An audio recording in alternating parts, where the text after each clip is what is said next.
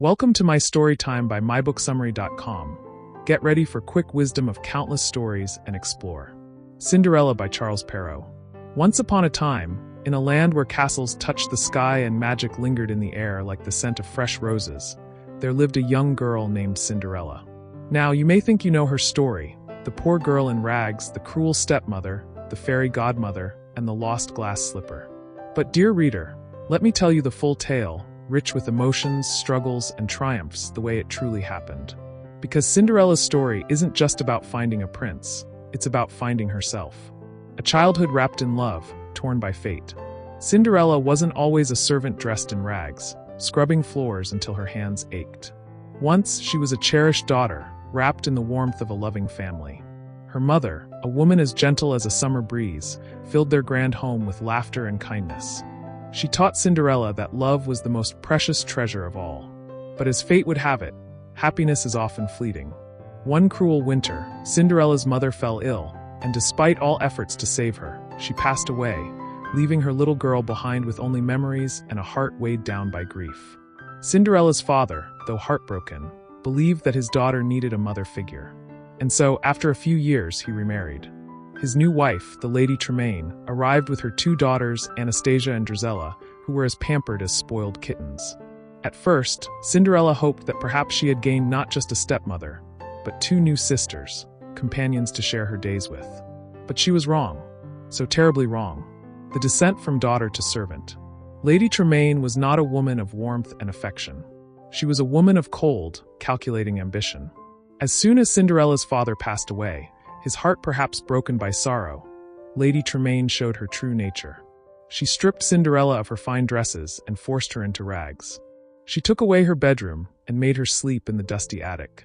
She turned the once beloved daughter of the house into nothing more than a servant, ordering her to clean, cook, and serve her stepsisters, who delighted in making her life miserable. But despite the cruelty, Cinderella never lost her kindness. She found companionship in the little mice who scurried around the house, the birds that perched on her window, and the gentle whispers of the wind. She hummed songs while she worked, finding small joys in her simple moments. Her stepmother and stepsisters mocked her for it. "Look at her, singing while she scrubs the floor," they sneered, as if a song will change her fate. But Cinderella knew something they didn't. Sometimes, hope was the strongest magic of all. The royal invitation and the impossible dream. One day, a grand announcement was made throughout the kingdom. The king was hosting a royal ball.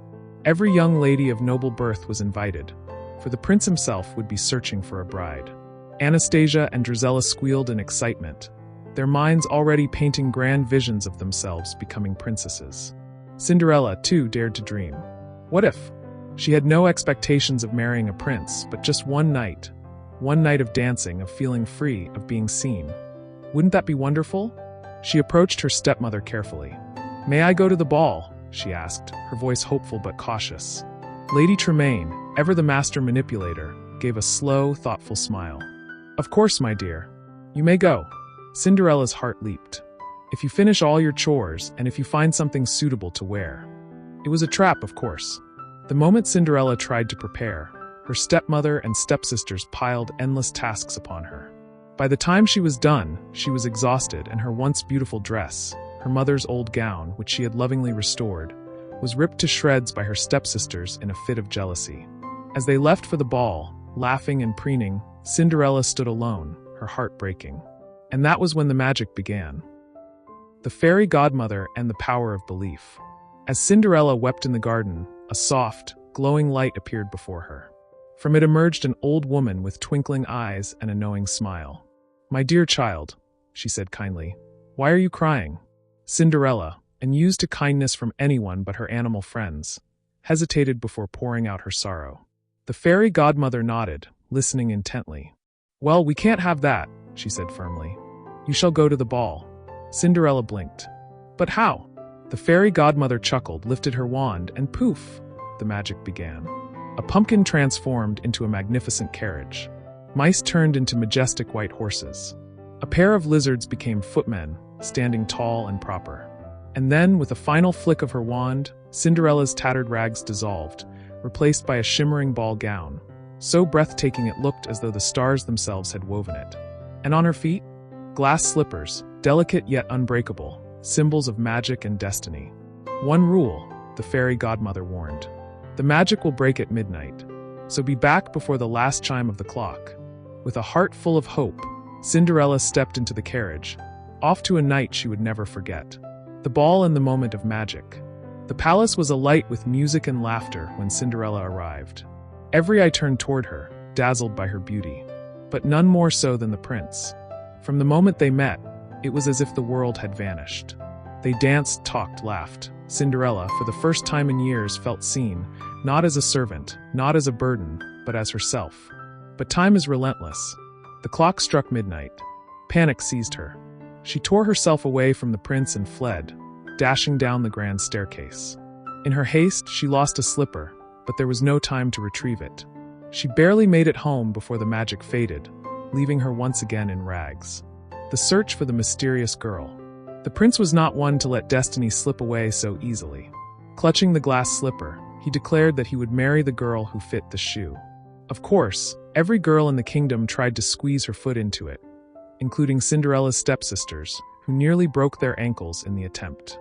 Lady Tremaine tried to keep Cinderella hidden, but fate had other plans. When the royal messenger insisted that every young woman try, Cinderella stepped forward. With a heart-stopping moment of suspense, she slid her foot into the slipper, and it fit perfectly. Happily ever after and the true victory. Cinderella was taken to the palace, where the prince welcomed her with open arms. He didn't care where she came from. He only knew that she was the girl who had stolen his heart. Her stepmother and stepsisters, realizing their mistake, begged for her forgiveness. Cinderella, ever kind, forgave them but never let them hurt her again. And so, she married the prince, not because he saved her, but because she had always been worthy of happiness. She ruled with grace, kindness, and strength, proving that no matter how much life tried to break her, she would always rise. Final thoughts: the real magic of Cinderella. Cinderella's story is not just about love or magic, it's about resilience. It's about holding on to kindness in a world that can be cruel. It's about daring to dream, even when others try to keep you small. She didn't need a prince to save her. She saved herself by never losing hope. And perhaps, dear reader, that is the lesson we should take. That no matter how dark life gets, no matter how many times we are pushed down, there is always a light waiting for us. Sometimes all it takes is a little magic. And sometimes, that magic is simply believing in yourself. Stay tuned for more enlightening content. Head over to www.mybooksummary.com. Don't forget to subscribe and share the magic with friends. And let's grow together through the power of books and interesting stories.